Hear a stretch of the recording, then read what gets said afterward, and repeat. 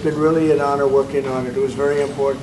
We were making them, but we didn't make them right. By the time we finish, we're going to make them maybe better than you, but at least as well. But probably not better, but at least as well. So I appreciate both of you being here. It's an honor to have both of you. Really tremendous reputations, and it's a great country. Thank you very much. Alex, thank you, Mr. President. I mean, I remember our first conversation just after you had been elected in November. The first thing you mentioned was icebreakers. We need them, and then we've been working on this issue ever since. And we're happy to announce that we're basically building 11 icebreakers together, 4 of them in Finland, in joint endeavors, and then 7 of them here.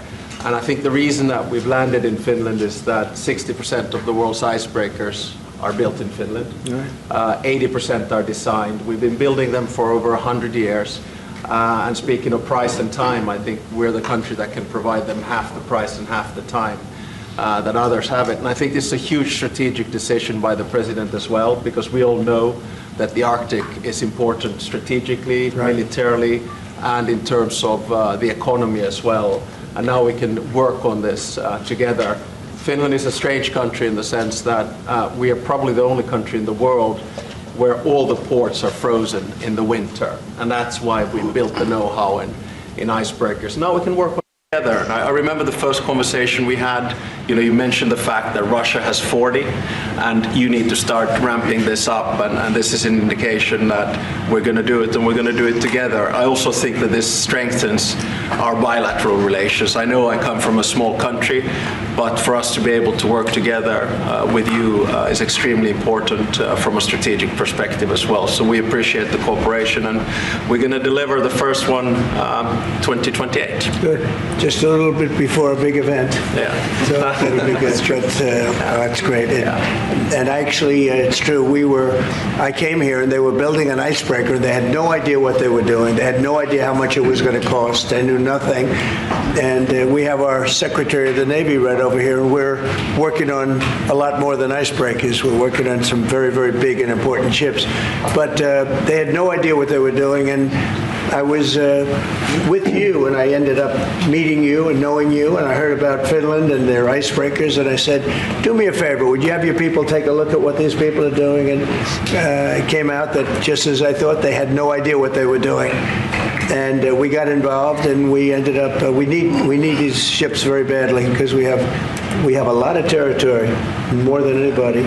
And so I'm very honored to have this deal, and thank you very much. It's going to be great. It's going to be a great partnership, and it's a great honor to have you, Mr. Prime Minister. Would you like to say something, please? First, Mr. President, thank you very much. It's a great honor to be here today. And as a Prime Minister of Finland, I want to say that this deal it's very important to Finland and our economy, because our economy is suffering a lot because of Russian aggression in Ukraine.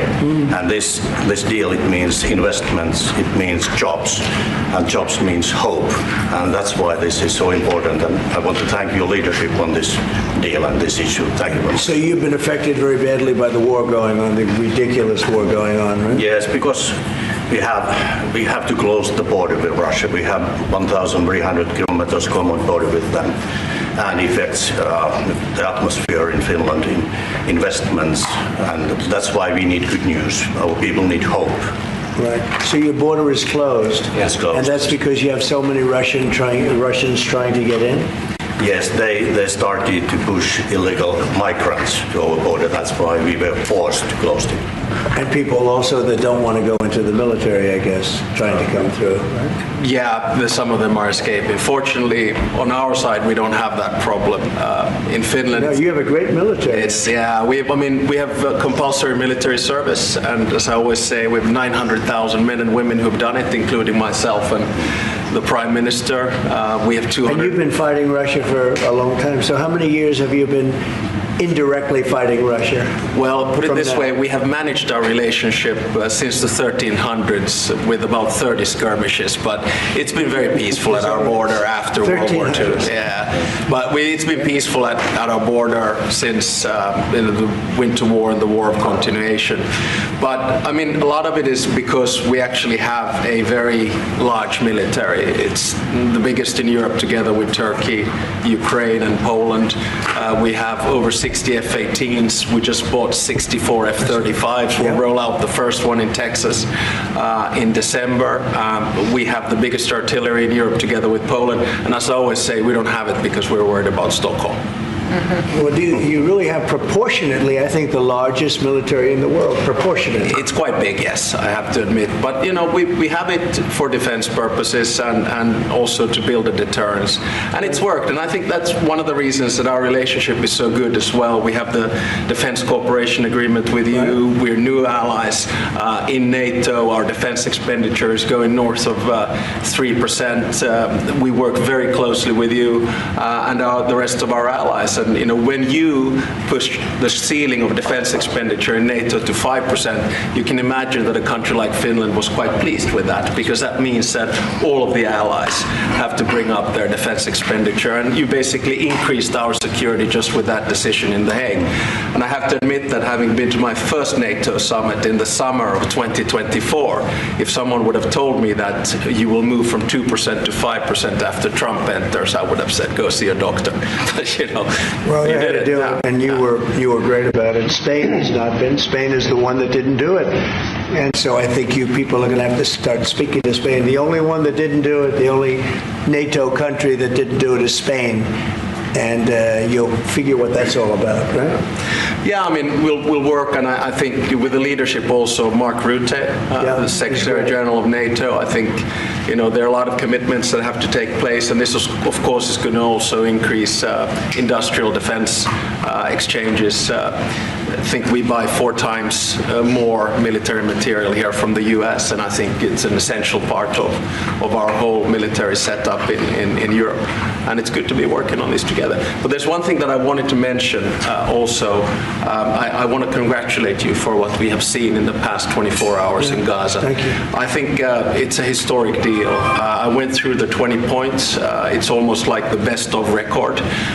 You really see all the key elements. And if someone would have said a few weeks back that you and your team are able to push us to a position where there will be a ceasefire, an exchange of prisoners, hostages, and then a pullback, I would not have believed it. But this is what diplomacy is at its best, and I think it's a potentially huge deal. So congratulations to you and your team. Peace in the Middle East. Peace in the Middle East, yeah. And every country came together. Every single country came together, and people are shocked by it. But it's an amazing situation. Nobody thought it was going to happen. Thank you very much, and you've been of help too. You help always, but we are really working more closely together, having to do with Russia, Ukraine. And I would have thought that would have been easier, because that would be number 8 for me, number 8. And I would have thought the Russia deal maybe would have been one of the easier ones. And unfortunately, last week they had over 7,000 soldiers die unnecessarily, so it's a terrible thing, but I think we'll be getting there hopefully soon. Yeah, probably we'll go, I mean, or you will be going piece by piece. I mean, there are only so many agreements that you can get done, and I think this one will be the next big one. Of course, this one needs to stick, and I'm sure it will, because the incentives are all there, and then we'll continue to work. I mean, the last time I was here in the Oval Office was with the other European leaders in August, and I think we did a lot of good advancement there on security arrangements. I think you pushed us Europeans hard not to buy oil and gas from Russia, which I think is a very correct decision. Europe just put down its 19th sanctions package. I think Russia is actually right now, both economically and militarily, not in a very strong place, and I think it's because of the commitments that we've made to Ukraine. So, you know, day by day. The Nobel Peace Prize tomorrow. Well, I think that's probably a decision that comes from the Nobel Committee. And my take is that there are 2 key pieces that have to be solved in the big picture. One is in the Middle East, and we're seeing the results of that. And then the other one is between Russia and Ukraine. And once those are solved, you know, and I don't see any impediments to it. You plan to nominate Mr. Trump next year if he doesn't win? This year? I think probably the best nomination would be coming from Zelensky and then the King of Jordan. Those would be 2 that would come. But I think you have to, I mean, my experience with the Nobel Peace Prize comes from Martti Ahtisaari. the former president of Finland. He got it in 2008, and he got it because he negotiated 3 peace agreements on 3 different continents. Namibia in Africa, Kosovo, Serbia in Europe, and then Aceh in Indonesia. And his message was always that when you do a peace agreement, the key is that it looks like an equal match, that the big guy doesn't win over the small guy, and vice versa. But I have to say that the track record of the President of the United States in the past 7 months, 8 months is rather impressive. Mr. President, thank you so much, Mr. President. First of all, thank you, all of you, in behalf of the State of Israel, for everything that you're doing for my country. I want to know, how do you see the Middle East in a year from now under your leadership? And if you see maybe option for normalization between Israel and Saudi Arabia? I think it's going to be great. I think it's the hostages will be coming back Monday or Tuesday. I'll probably be there. I hope to be there, and we're planning on leaving sometime Sunday, and I look forward to it. And everybody I see is celebrating in Israel, but they're celebrating in many other countries too. A lot of the Muslim and Arab countries, they're celebrating. Everybody's celebrating. Everybody loves the deal. So it's a great honor to have been working on it, and as you know, it's all finalized and done. We've had a lot of terrifically talented people. We've had tremendous support from UAE, Saudi Arabia, Qatar has been unbelievable. Egypt, as you know, and Jordan, Indonesia. I mean, it's I don't want to leave anybody out. Just so many different countries. It's been incredible. Nobody's seen anything like it.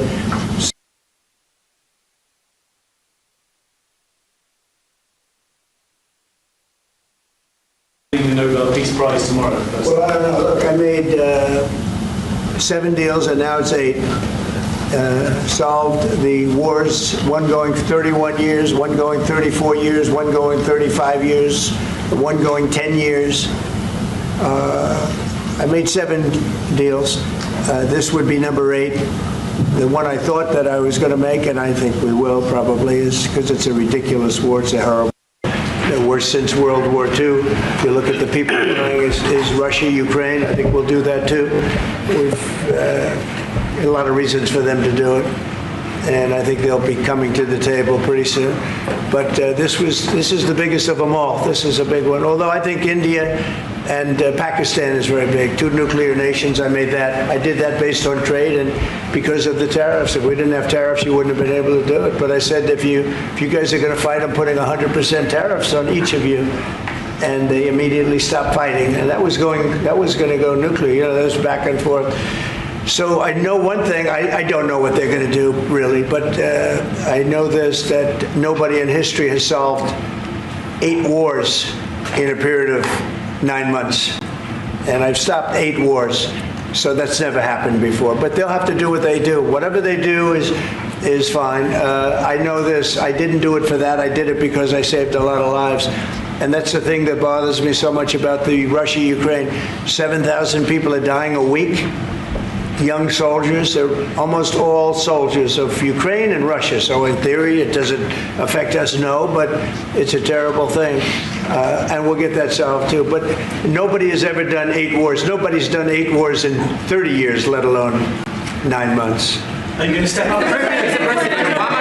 Are you going to step up the pressure for a Ukraine deal? Yeah, we are stepping up the pressure. We're stepping it up together. We're all stepping it up. NATO's been great. The leader of NATO, as you know, Mark, has been fantastic, I think. And he's a fantastic guy. And they are stepping it up. And we're selling a lot of weapons to NATO.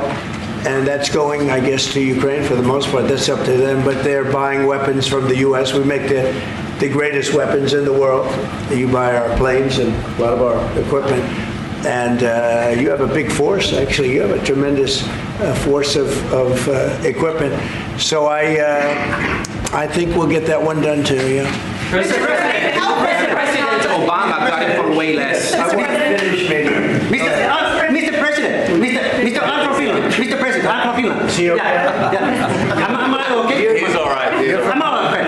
Mr. You look President. great. Yeah, President, you are buying icebreakers from Finland. Yeah. But what if Russia and Vladimir Putin attacks Finland? Would you defend Finland? I would, yes, I would. They're a member of NATO. I would. They're great people, but I don't think that's going to happen. I don't think he's going to do that.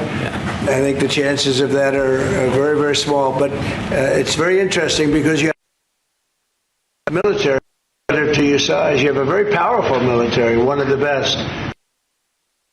Certainly, we will be there to help. Okay? Okay, please. Mr. President, thank you. We have a big border, as our president said. How would you exactly defend Finland? And thank you. Say what? How would you defend Finland? Vigorously. Can I just add on that? We're very pleased with the fact that we have so much training going on with American soldiers right now. So they're getting experience from Arctic conditions, and we're integrating our militaries together, working not only through the DCA agreement but other ways as well. We see that day to day in the work that we do, and it's working well. Okay?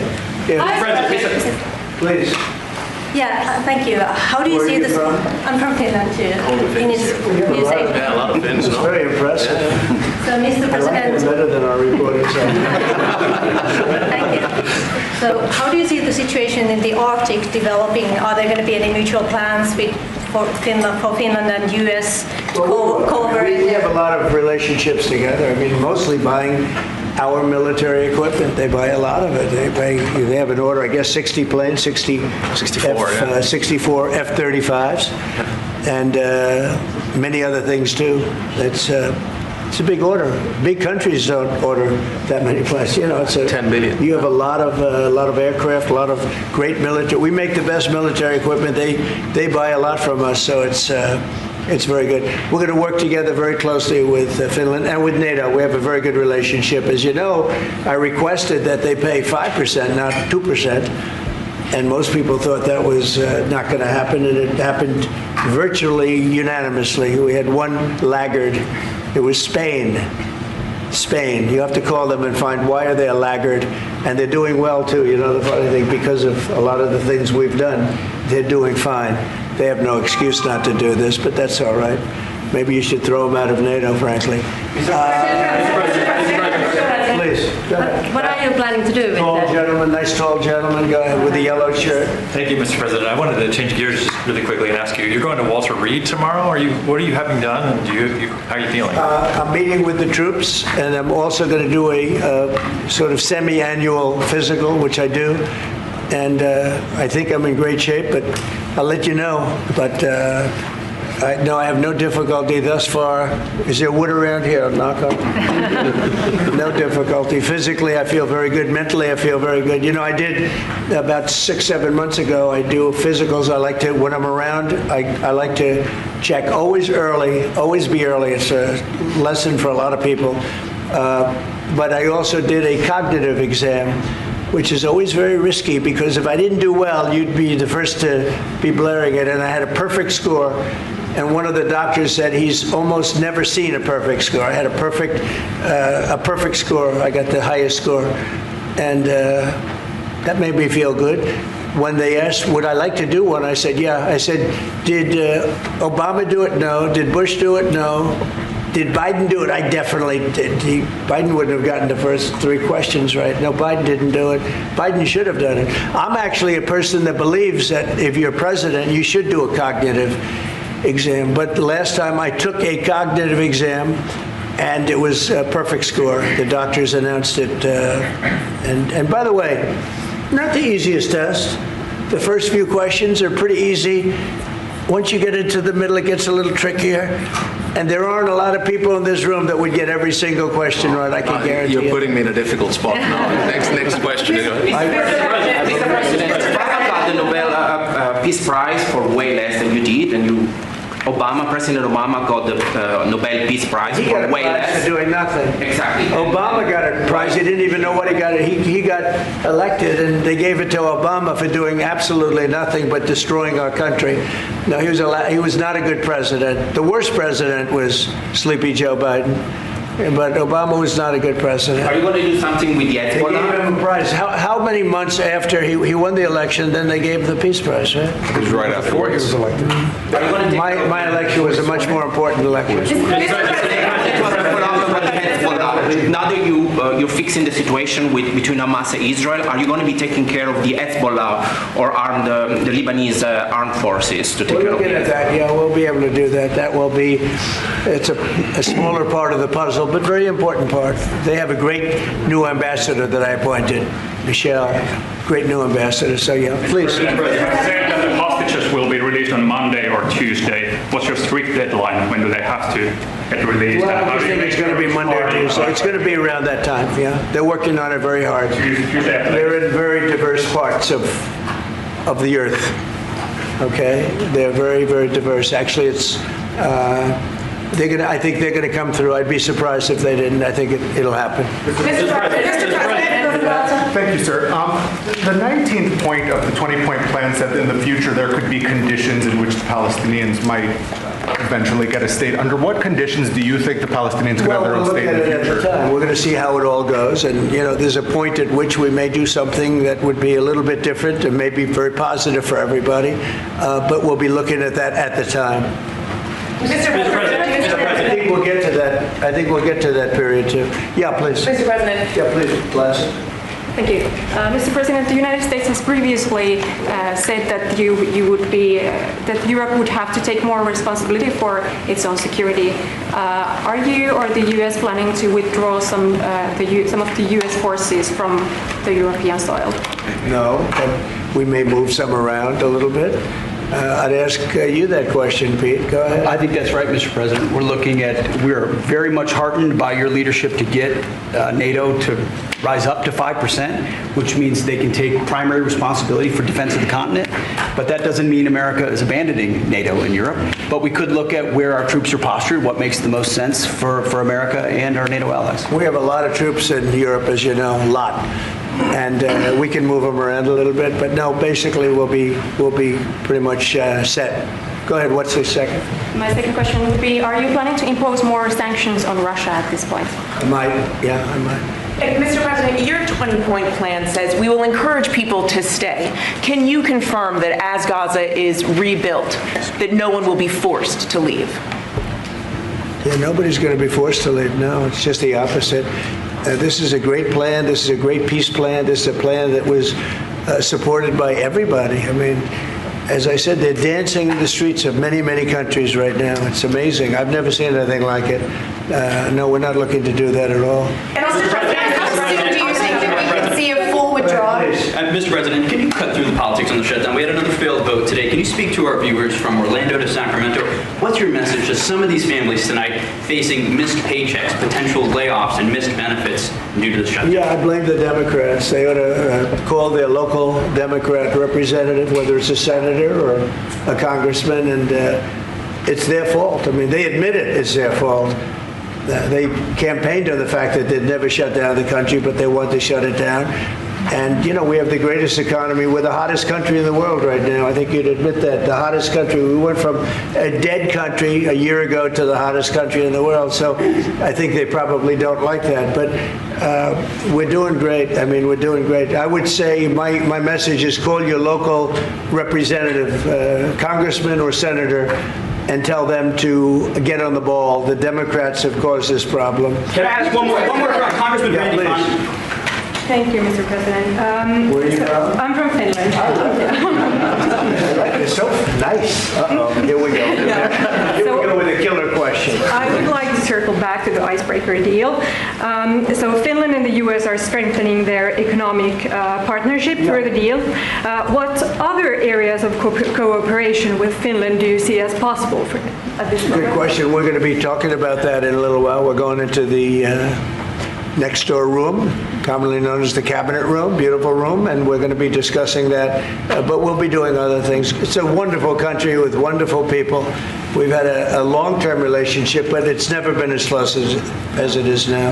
We'll be doing other things. Go ahead. We've been talking about a lot with the president, the two specific fields where I think Finland has strengths. One is quantum and quantum computing, and we know that that is basically what gives food for thought for artificial intelligence. That's very important. The second one is actually networks, and you know that there are two sort of safe and trustworthy Western networks right now. One of them is Nokia, and the other one is Ericsson. And actually 70% of all broadband in the United States is Nokia.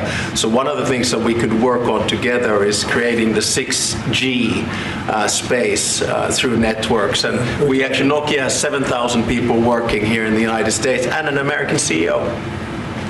Okay, anybody else? Mr. President. What is the international stabilization force that's going to deploy to Gaza? What is that going to look like?